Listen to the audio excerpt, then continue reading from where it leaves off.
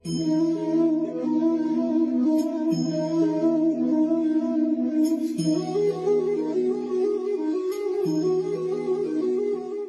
ನಮಸ್ಕಾರ. ಆಸೆ ಪಡು ಸಾಧಿಸು ಪುಸ್ತಕ ಇವತ್ತಿಗೆ ಕಂಪ್ಲೀಟ್ ಆಗಿದೆ. ನಿನ್ನೆಗೆ ಕಂಪ್ಲೀಟ್ ಆಗಿದೆ. ಈ ಬುಕ್ಗೆ ಸಂಬಂಧಪಟ್ಟಂಗೆ ತುಂಬ ಜನ ನಮಗೆ ಫೀಡ್ಬ್ಯಾಕ್ಗಳನ್ನು ಕಳಿಸಿದ್ದಾರೆ. ಫೀಡ್ಬ್ಯಾಕ್ ಕಳಿಸಿದಂಥ ಪ್ರತಿಯೊಬ್ಬರಿಗೂ ಕೂಡ thank you so much. And ದಿನ ಇದನ್ನು ವಾಚ್ ಮಾಡ್ತಾ ಇರೋರಿಗೆ ತುಂಬಾ ಥ್ಯಾಂಕ್ಸ್. ಆ್ಯಂಡ್ ನಮ್ಮ ಒಂದು ಯೂಟ್ಯೂಬ್ ರಿಪೋರ್ಟ್ನ ಪ್ರಕಾರ 50% ಜನ ಸಬ್ಸ್ಕ್ರೈಬ್ ಮಾಡ್ಕೊಂಡಿರೋರು ನೋಡ್ತಾ ಇದ್ದರೆ, ಇನ್ನು 50% ಜನ ಸಬ್ಸ್ಕ್ರೈಬ್ ಆಗದೇ ಇರೋರು ನೋಡ್ತಾ ಇದ್ದಾರೆ ಅಂತ ನೋಡಿದ್ವಿ. ಹಾಗಾಗಿ ಯಾರೆಲ್ಲ ನೋಡ್ತಾ ಇದ್ದೀರಾ ಸಬ್ಸ್ಕ್ರೈಬ್ ಮಾಡ್ಕೊಳ್ಳಿ. ಯಾಕಂದರೆ ಇದು ಬರೀ ಪುಸ್ತಕದ ಪರಿವರ್ತನೆ ಬರ್ತಾ ಇರೋದಲ್ಲ, ನೆಕ್ಸ್ಟು ಸಾಕಷ್ಟು ಟೆಕ್ನಿಕ್ಸ್ಗಳು, ರೆಮಿಡೀಸ್ಗಳು, ಎಮೋಷ್ನಲ್ ರಿಲೇಟೆಡ್ ಸಾಕಷ್ಟು ವಿಚಾರಗಳು ಇದರಲ್ಲಿ ಬರುತ್ತೆ. ಹಾಗಾಗಿ ಸಬ್ಸ್ಕ್ರೈಬ್ ಮಾಡ್ಕೊಳ್ಳಿ ಆ್ಯಂಡ್ ಸಪೋರ್ಟ್ ಮಾಡಿ ನಮಗೂ ಕೂಡ. Thank you. ಆ್ಯಂಡ್ ಯಾರು ಈಗ ಈ ಬುಕ್ ಬಗ್ಗೆ ಕಳಿಸಿರುವಂಥ ಫೀಡ್ಬ್ಯಾಕ್ಗಳನ್ನು ಮಾತಾಡ್ತೀನಿ. ಫಸ್ಟ್ ಆಫ್ ಆಲ್ ಇದನ್ನು ಶೇರ್ ಮಾಡಿರೋರಿಗೂ ಥ್ಯಾಂಕ್ ಯು ಸೋ ಮಚ್. ನೀವು ನೋಡೋದ್ರ ಜೊತೆಗೆ ಇನ್ನೊಬ್ಬರಿಗೆ ಕಳಿಸಿರೋದಕ್ಕೆ ಥ್ಯಾಂಕ್ ಯು. ಆ್ಯಂಡ್ ಯಾರೆಲ್ಲ ನೋಡ್ತಾ ಇದ್ದೀರಾ, ಯಾರೆಲ್ಲ ಸಬ್ಸ್ಕ್ರೈಬ್ ಮಾಡ್ಕೊಂಡಿದ್ದೀರಾ, ಎಲ್ರಿಗೂ over all thank you so much. And ಇಲ್ಲಿ ಯಾರ್ಯಾರು ಹೇಳಿದ್ದಾರೆ ಅಂತ, ಪೂಜಾ ಅಂತ ಹೇಳಿ ಒಬ್ಬರು ಯಂಗ್ಸ್ಟರ್, ಅವರು ಕಳಿಸಿರೋದೇನಂತ ಅಂದರೆ, ಈ ಒಂದು ಪುಸ್ತಕದ ಪರಿವರ್ತನೆನ ನಾನು ಓದೋದ್ರಿಂದ ನನಗಾಗ್ತಾ ಇರುವಂತಹ ಒಂದು ಡಿಫ್ರೆನ್ಸ್ ಏನು ಅಂತ ಅಂದರೆ, ನನ್ನ ಆತ್ಮಕ್ಕೆ ಯಾವುದು ತೃಪ್ತಿ ಅನ್ನೋದನ್ನು ನೋಡ್ಕೊಳ್ತಾ ಇದ್ದೀನಿ. ಒಂದು ಮನೆ ಕೆಲಸ ಮಾಡೋದ್ರಲ್ಲೂ ಕೂಡ ಎಷ್ಟು ತೃಪ್ತಿ ಇರಬೇಕು ಅನ್ನೋದು ನನಗೆ ಗೊತ್ತಾಗ್ತಾ ಇದೆ. ಆ್ಯಂಡ್ ಎಲ್ಲದರಲ್ಲೂ ಕೂಡ ಆರ್ಗನೈಸ್ ಆಗಿರಬೇಕು, ನಾವು ಎಲ್ಲದರಲ್ಲೂ ಕೂಡ ಒಂದು ಕ್ರಮಬದ್ಧತೆ ನಾವು ಅನುಸರಿಸಬೇಕು ಅನ್ನೋದು ನನಗೆ ಲೈಫಲ್ಲಿ ನೋಡ್ಕೊಳ್ತಾ ಇದ್ದೀನಿ. ಆಮೇಲೆ ನನಗೆ ಯಾವುದು ತುಂಬ ಸಂತೋಷ ಕೊಡುತ್ತೆ, ನನಗೆ ಯಾವುದು ಇಷ್ಟ, ಆ ಕೆಲಸಗಳು ಮಾತ್ರ ನಂಗೆ ಸಂತೋಷ ಕೊಡ್ತಾ ಇದೆ.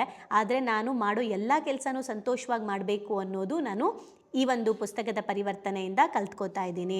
ಪ್ರತಿದಿನ ಬೆಳಗ್ಗೆ ನಾನು ಒಂದು ಒಳ್ಳೆ ಮನಸ್ಥಿತಿಯಿಂದ ಎದ್ದೊಳ್ತಾ ಇದ್ದೀನಿ. ಹ್ಯಾಪಿ ಸೋಲ್. ಇವಾಗ ನಾನು ಒಂದು ತೃಪ್ತಿ, ನನ್ನ ಆತ್ಮ ತೃಪ್ತಿಯನ್ನು ನಾನು ಅನುಭವಿಸ್ತಾ ಇದ್ದೀನಿ.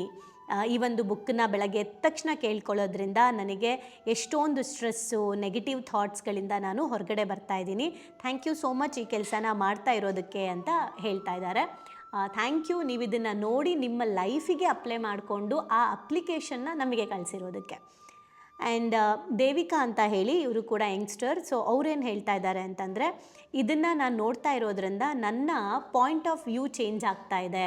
ನಾನು ಒಂದೇ ದೃಷ್ಟಿಕೋನದಲ್ಲಿ ನೋಡ್ತಾ ಇದ್ದೆ, ನೆಗೆಟಿವ್ ಪಾಯಿಂಟಲ್ಲೇ ನೋಡ್ತಾ ಇದ್ದೆ. ಆದರೆ ನೆಗೆಟಿವ್ ಪಾಸಿಟಿವ್ ಪಾಯಿಂಟ್ಸ್ನ ನೋಡೋದು ಹೇಗೆ, ಯಾವ ರೀತಿ ಪಾಸಿಟಿವ್ ವೇಯಲ್ಲಿ ನೋಡಬೇಕು, ಹೇಗೆ ಬೇರೆಯವ್ರು ಮಾಡಿರುವಂಥ ಮಿಸ್ಟೇಕ್ನ ನಾನು ಕ್ಷಮಿಸಬೇಕು, ಯಾವ ಥರ ನಾನು ಸ್ಟ್ರಾಂಗಾಗಿರಬೇಕು ಅಂತ ನನಗಿಲ್ಲಿ ಗೊತ್ತಾಗ್ತಾ ಇದೆ. ಆ್ಯಂಡ್ ಏನೇ ವಿಚಾರ ಆಗಲಿ ಪ್ರಾಕ್ಟೀಸ್ ಮಾಡಿದ್ರೆ ಮಾತ್ರ ನಮಗೆ ಪರ್ಫೆಕ್ಟಾಗಿ ಆಗುತ್ತೆ. ಯಾವುದೇ ಆಗಿದ್ರೂ ಕೂಡ ಪ್ರತಿಯೊಬ್ಬರಲ್ಲೂ ಪ್ರತಿಯೊಂದರಲ್ಲೂ ಕೂಡ ಸ್ಪೆಷಲ್ ಕ್ವಾಲಿಟಿ ಇದೆ ಅಂತ ನನಗೆ ರಿಯಲೈಸ್ ಆಯಿತು. ಈಗ ನನ್ನೊಳಗಡೆ ಎಷ್ಟೊಂದು ಸ್ಪೆಷಲ್ ಕ್ವಾಲಿಟೀಸ್ ಇತ್ತು, ಅದನ್ನೆಲ್ಲ ನಾನು ಕಳ್ಕೊಂಬಿಟ್ಟಿದ್ದೆ. ಆದರೆ ಈಗ ಅದನ್ನೆಲ್ಲ ನಾನು ವಾಪಸ್ ಪ್ರಾಕ್ಟೀಸ್ ಮಾಡ್ತೀನಿ ಅಂತ ಹೇಳ್ತಿದ್ದಾರೆ. ಜೊತೆಗೆ ಇಮ್ಯಾಜಿನೇಷನ್ನು ಅಂದರೆ ಕಲ್ಪನೆ ಕೂಡ ಒಂದು ಮ್ಯಾಜಿಕ್ ಥರ ನನಗೆ ಫೀಲ್ ಆಗಿದೆ. ನನಗೆ ಕಲ್ಪನೆ ಮಾಡ್ಕೊಳ್ಳೋದ್ರಿಂದ ಇವೆಲ್ಲ ಸಿಗುತ್ತಾ ಅನ್ನೋದೆಲ್ಲ ಡೌಟ್ ಇದ್ದಿದ್ದೇನಿದೆ, ಇದು ಮ್ಯಾಜಿಕ್ ಥರ ನನಗೆ ಫೀಲ್ ಆಗ್ತಾ ಇದೆ. ಯಾವಾಗಲೂ ನಾನು ಒಳ್ಳೆಯದನ್ನು ಇಮ್ಯಾಜಿನೇಷನ್ ಮಾಡ್ಕೊಳ್ತಾ ಇದ್ದೀನಿ. ಬ್ರಹ್ಮಾಂಡದ ಜೊತೆಗೆ ನಾನು ಕನೆಕ್ಷನ್ಲಿ ಇರ್ತಾ ಇದ್ದೀನಿ. ಜೊತೆಗೆ ನನ್ನೆಲ್ಲ ಕನಸುಗಳು ಒಂದೊಂದೇ ನನ್ಸಾಗ್ತಾ ಇದೆ. ನನ್ನ ಅಹಂನ ಕೀಲ್ ಮಾಡ್ಕೊಳ್ತಾ ಇದ್ದೀನಿ, ಎಕ್ಸ್ಪೆಕ್ಟೇಷನ್ಸ್ನ ಕಡಿಮೆ ಮಾಡ್ಕೊಳ್ತಾ ಇದ್ದೀನಿ, ಆಕ್ಸೆಪ್ಟ್ಸ್ನ ನಾನು ಜಾಸ್ತಿ ಮಾಡ್ತಾ ಇದ್ದೀನಿ, ರಿಲೇಷನ್ಶಿಪ್ನ ಚೆನ್ನಾಗಿ ಮಾಡ್ಕೊಳ್ತಾ ಇದ್ದೀನಿ ಅಂತ ಹೇಳ್ತಾ ಇದ್ದಾರೆ. ಪೇರೆಂಟ್ಸ್ ಜೊತೆಗೆ, ಫ್ರೆಂಡ್ಸ್ ಜೊತೆಗೆ, ಬೇರೆಯವ್ರ ಜೊತೆ ಕಂಪೇರ್ ಮಾಡೋದನ್ನು ಸ್ಟಾಪ್ ಮಾಡ್ತಾ ಇದ್ದೀನಿ ಅಂತ. ಸೊ ತುಂಬ ಖುಷಿ ಆಗ್ತಿರೋದು ಏನಂದರೆ, ಯಂಗ್ಸ್ಟರ್ಸ್ಗಳು ಈ ಬುಕ್ಕನ್ನ ಓದಿ, ಸ್ಪೆಷಲಿ ಯಂಗ್ಸ್ಟರ್ಸ್ಗೆ ಬುಕ್ ಓದೋಕ್ಕೆ ಟೈಮೇ ಇಲ್ಲ. ನಮ್ಮ ಸದ್ಗುರು ಸೇಮ್ ಆಸೆ ಪಡು ಸಾಧಿಸು ಬುಕ್ಕಲ್ಲಿದೆ ಗೊತ್ತಾ, ಸಮಯ ಎಲ್ಲಿದೆ ಅಂತ, ಅಥವಾ ನಂಗೆ ಸಮಯ ಇಲ್ಲ ಅಂತ. ಹಾಗೆ ಇದು ನಮಗೆ ಟೈಮೇ ಇಲ್ಲ ಅಂತ. ನಮಗೆ ಎಂಟರ್ಟೈನ್ಮೆಂಟ್ ಮೀಡಿಯಾಸ್ ನೋಡೋದಕ್ಕೆ ನಮಗೆ ಟೈಮ್ ಇದೆ, ಸೀರಿಯಲ್ ನೋಡೋದಕ್ಕೆ ನಮಗೆ ಟೈಮ್ ಇದೆ. ನಾನು ಇದನ್ನು ಎಲ್ಲರಿಗೂ, ನಾನು ಹಿಂಗೆ ಮಾಡ್ತಾ ಇದ್ದೆ, ಅದಕ್ಕೆ ಎಲ್ಲನೂ ಸೇರಿಸಿ ಹೇಳ್ತಾ ಇರೋದು. ಸೊ ನಮಗೆ ಬೇರೆ ಎಲ್ಲದಕ್ಕೂ ಟೈಮ್ ಇರುತ್ತೆ, ಬಟ್ ನಮ್ಮ ಲೈಫಲ್ಲಿ ಗ್ರೋತ್ ಮಾಡ್ಕೊಳ್ಳೋದಕ್ಕೆ, ನಮ್ಮ ಜೀವನಕ್ಕೆ ಅವಶ್ಯಕತೆ ಇರೋದಕ್ಕೆ ಮಾತ್ರ ನಾವು ಟೈಮ್ನ ಕೊಡ್ತಾ ಇರಲ್ಲ. ಟೈಮ್ ಇರಲ್ಲ ಅನ್ನೋದಲ್ವೇ ಅಲ್ಲ, ಟೈಮ್ ಮಾಡ್ಕೋತಾ ಇರಲ್ಲ ಅನ್ನೋದ್ರ ಬಗ್ಗೆ ನಾವು ಗಮನ ಕೊಡಬೇಕು. ಆ್ಯಂಡ್ ಯಂಗ್ಸ್ಟರ್ಸ್ಗಳು ಇದನ್ನು ನೋಡ್ತಾ ಇರೋದು ನನಗೆ ಬಹಳ ಖುಷಿ ಕೊಟ್ಟಿದೆ. ಲೈಕ್ ಎಷ್ಟು ಒಳ್ಳೆ ನಾರ್ಮಲಿ ಯಂಗ್ಸ್ಟರ್ಸ್ ಏನೇನೋ ಅವ್ರಿಗೆ ಎಂಟರ್ಟೈನ್ಮೆಂಟು ಆ ಥರನೇ ಇರಬೇಕು ಅನಿಸುತ್ತೆ. ಬಟ್ ನೀವು ಎನ್ಲೈಟ್ಮೆಂಟ್ ಕಡೆಗೆ ನೀವು ಆಸಕ್ತಿ ಕೊಡ್ತಾ ಇರೋದಕ್ಕೆ ಥ್ಯಾಂಕ್ ಯು. ಆ್ಯಂಡ್ ಇನ್ನೊಬ್ಬರು ಮೆಸೇಜ್ ಕಳಿಸಿದ್ದಾರೆ, ಫೀಡ್ಬ್ಯಾಕ್ ಕಳಿಸಿದ್ದಾರೆ. ಏನಂದರೆ, ಈ ಒಂದು ಎಪಿಸೋಡ್ಸ್ನ ಸದ್ಗುರು ಬುಕ್ಕನ್ನು ನೀವು ಒಂದೊಂದೇ ಚಾಪ್ಟರ್ನ ಓದಬೇಕಾದ್ರೆ ನನ್ನ ಜೀವನದಲ್ಲಿ ತುಂಬಾ ಕ್ಲಾರಿಟಿ ಬರ್ತಾ ಇದೆ, ಕ್ಲಿಯರಾಗಿ ನನಗೆ ಗೊತ್ತಾಗ್ತಾ ಇದೆ. ಆ್ಯಂಡ್ ನೀವು ಪಾಯಿಂಟ್ ಬೈ ಪಾಯಿಂಟ್ ಹೇಳ್ತಾ ಇರೋದ್ರಿಂದ ನನಗೆ ಚಿಕ್ಕ ಚಿಕ್ಕ ವಿಷಯಗಳನ್ನು ನೋಡ್ಕೊಳ್ಳೋಕ್ಕೆ ಹೆಲ್ಪ್ ಆಗ್ತಾ ಇದೆ. ನನ್ನನ್ನು ನಾನು ಹೇಗೆ ಪ್ರೀತಿಸಬೇಕು, ನನ್ನನ್ನು ನಾನು ಯಾವ ರೀತಿ ಸ್ಟ್ರಾಂಗ್ ಮಾಡ್ಕೋಬೇಕು ಅನ್ನೋದು ನನಗೆ ಅರ್ಥ ಆಗ್ತಾ ಇದೆ. ಆ್ಯಂಡ್ ಅದರ ಜೊತೆಗೆ ನಾನು ರೆಸ್ಪಾನ್ಸ್ ಮಾಡೋದು ಹೇಗೆ, ಕರ್ಮಗಳು ಅಂದರೆ ನಾವೇನೋ ತಪ್ಪು ತಿಳ್ಕೊಂಡಿದ್ದೆ, ಬಟ್ ಕರ್ಮಗಳು ಅಂದರೆ ಏನು ಅನ್ನೋದನ್ನು ನಾನಿಲ್ಲಿ ಕಲಿತಾ ಇದ್ದೀನಿ. ಆ್ಯಂಡ್ ಹೇಗೆ ನಾವು ಸಂಸಾರದಲ್ಲಿ ಬದುಕಬೇಕು ಅನ್ನೋದನ್ನು ನೋಡ್ತಾ ಇದ್ದೀವಿ ಅಂತ. ಹಾಗೆ ಇನ್ನೊಬ್ಬರು ಮೆಸೇಜ್ ಮಾಡಿದ್ದಾರೆ. ಇದು ಏನಂತ ಅಂತಂದರೆ, ರೀಸೆಂಟಾಗಿ ನಮ್ಮ ಮನೇಲಿ ಒಂದು ದೊಡ್ಡ ಜಗಳ ನಡೆದಿತ್ತು. ಕರೆಕ್ಟಾಗಿ ಬೆಳಗ್ಗೆ ನಿಮ್ಮ ವಿಡಿಯೋ ಬಂತು. ಸೊ ಸದ್ಗುರುದು ಚಾಪ್ಟರ್ ಸ್ಟಾರ್ಟ್ ಆಯಿತು. ಸೊ ನಾನು ನೋಡಿದ ಮೇಲೆ ಕೋಪ ಆಯುಧವೇ ಅಂತ ಇದೆಯಲ್ಲ, ಪ್ರೀತಿಯೇ ಕೋಪವೇ ಆಯುಧ ಅಂತ ಹೇಳಿ. ಸೊ ಈ ಒಂದು ಚಾಪ್ಟರಲ್ಲಿ ನಾನು ನೋಡಿಕೊಂಡೆ ಕೋಪದಿಂದ ಏನೇನೆಲ್ಲ ಮಾಡ್ಕೊತೀವಿ ಅಂತ ಹೇಳಿ. ಒಂದು ಚಿಕ್ಕ ಹೋಲ್ಡ್ ಮಾಡಿಬಿಟ್ಟಿದ್ದಿದ್ರೆ ಅಷ್ಟು ದೊಡ್ಡ ಜಗಳ ಆಗ್ತಿರ್ಲಿಲ್ಲ ಅಂತ ರಿಯಲೈಸ್ ಆಯಿತು. ಇನ್ನು ಮುಂದೆ ನಾನು ಎಚ್ಚರಿಕೆಯಿಂದ ಇರ್ತೀನಿ ಅಂತ. ಸೊ ಇನ್ನು ಸಾಕಷ್ಟು ಬಂದಿದೆ. ಸೊ ಸದ್ಯಕ್ಕೆ ಸದ್ಗುರುಗಳ ಬಗ್ಗೆ ಅಪ್ಲಿಕೇಶನ್ ಮಾಡ್ಕೊಂಡಿರೋಕ್ಕೆ ಸಂಬಂಧಪಟ್ಟಂಗೆ ಹೇಳ್ತಾ ಇದ್ದೀವಿ. ಆ್ಯಂಡ್ ಇನ್ನೊಂದು ಖುಷಿ ಆಗ್ತಿರೋದೇನೆಂದರೆ, ಇಬ್ಬರು ಟೀಚರ್ಸ್ಗಳು ಅವರು ಲಾಸ್ಟ್ ಟೈಮ್ ಹೇಳಿದ್ದೆ, ಬುಕ್ ಇಟ್ಕೊಂಡು ಪಾಯಿಂಟ್ ಮಾಡ್ತಾ ಇರೋರು ಇದ್ದಾರೆ ಅಂತ. ಸೊ ಇವರು ಕೂಡ ಬುಕ್ಕನ್ನು ಇಟ್ಟು ಆ ಒಂದು ಚಾಪ್ಟರ್ನ ತೊಗೊಂಡು ಅದನ್ನು ಲೈಫ್ಗೆ ರಿಲೇಟ್ ಮಾಡಿಕೊಂಡು ಪಾಯಿಂಟ್ಸ್ಗಳನ್ನ ಮಾಡ್ತಾ ಇದ್ದಾರೆ. ನಿಜವಾಗ್ಲೂ ಖುಷಿ ಆಗ್ತಾ ಇದೆ. ಮಕ್ಕಳು ಇಂದ ಹಿಡಿದು ಟೀಚರ್ಸಿಂದ ಹಿಡಿದು ಪೇರೆಂಟ್ಸ್ ಪ್ರತಿಯೊಬ್ಬರು ಬುಕ್ಗಳಿಗೆ ಇನ್ವಾಲ್ವ್ ಆಗ್ತಾ ಇರೋದು. ಸೊ ಇನ್ನಷ್ಟು ಒಳ್ಳೊಳ್ಳೆ ಬುಕ್ಗಳನ್ನು, ನನಗೆ ಇಲ್ಲಿ ಒಂದೇ ಇಂಟೆನ್ಷನ್ ಏನಂದರೆ, ಜೀವನಕ್ಕೆ ಸಂಬಂಧಪಟ್ಟಂಥ ಪುಸ್ತಕಗಳನ್ನು ಓದಬೇಕು ಅಂತ.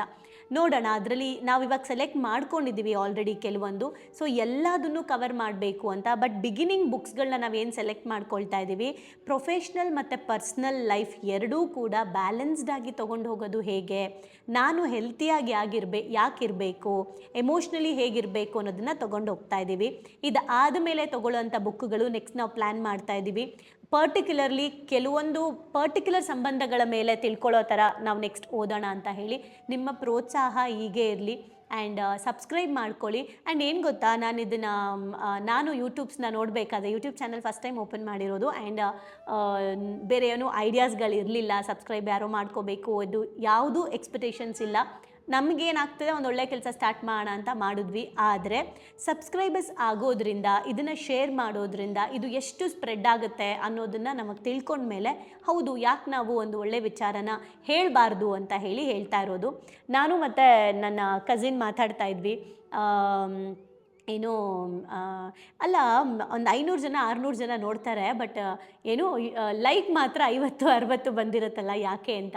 ಸೊ ಅವಾಗ ನನಗೆ ಯೋಚನೆ ಬಂತು, ನಾನು ಅಷ್ಟೇ ಯೂಟ್ಯೂಬ್ನ ನೋಡ್ತೀನಿ, ನೀಟಾಗಿ ಕೇಳಿಸ್ಕೊತೀನಿ, ತಳ್ತೀನಿ. ಆ್ಯಂಡ್ ಎಷ್ಟೋ ಚಾನಲ್ಗಳನ್ನ ನಾನು ಸಬ್ಸ್ಕ್ರೈಬ್ ಮಾಡ್ಕೊಂಡಿಲ್ಲ. ಎಷ್ಟೊಂದು ಚಾನಲ್ಲು ಇಷ್ಟ ಆಗುತ್ತೆ ಅಲ್ಲಿನ ಕಾನ್ಸೆಪ್ಟು, ಬಟ್ ಲೈಕ್ ಮಾಡಲ್ಲ. ಬಿಕಾಸ್ ಮರ್ತು ಹೋಗ್ತೀವಿ ನಾವು, ಅಂದರೆ ಹೋಗ್ತಾ ಇರುತ್ತೆ. ಹಾಗಾಗಿ ಯಾರ ಮೇಲೂ ಬೇಜಾರಿಲ್ಲ. ಯಾಕೆ ಇದನ್ನು ಹೇಳ್ತಿದ್ದೀನಿ ಅಂದರೆ, ಇವತ್ತಿಂದ ನನಗೆ ಯಾವುದಾದ್ರೂ ವಿಡಿಯೋ ಇಷ್ಟ ಆದರೆ ನಾನು ಲೈಕ್ ಮಾಡ್ತೀನಿ. ಸೊ ನಾನು ಅಪ್ಲಿಕೇಶನ್ ಮಾಡ್ಕೊಳ್ತೀನಿ. ಇವತ್ತಿಂದ ನನಗೆ ಆ ಒಂದು ಕಾನ್ಸೆಪ್ಟ್ ಆ ಚಾನಲಲ್ಲಿ ಬರ್ತಾ ಇರುವಂಥದ್ದು ತುಂಬಾ ನೀಡಿದೆ ನನ್ನ ಜೀವನಕ್ಕೆ ಅಂದರೆ ನಾನು ಸಬ್ಸ್ಕ್ರೈಬ್ ಮಾಡ್ಕೋತೀನಿ. ಸೊ ನನ್ನಿಂದ ಆ ಒಂದು ಬದಲಾವಣೆ ಸ್ಟಾರ್ಟ್ ಆಗಲಿ. ಆ್ಯಂಡ್ ನೀವು ಕೂಡ ಅದನ್ನು ಮಾಡ್ಕೊಳ್ಳಿ. Thank you.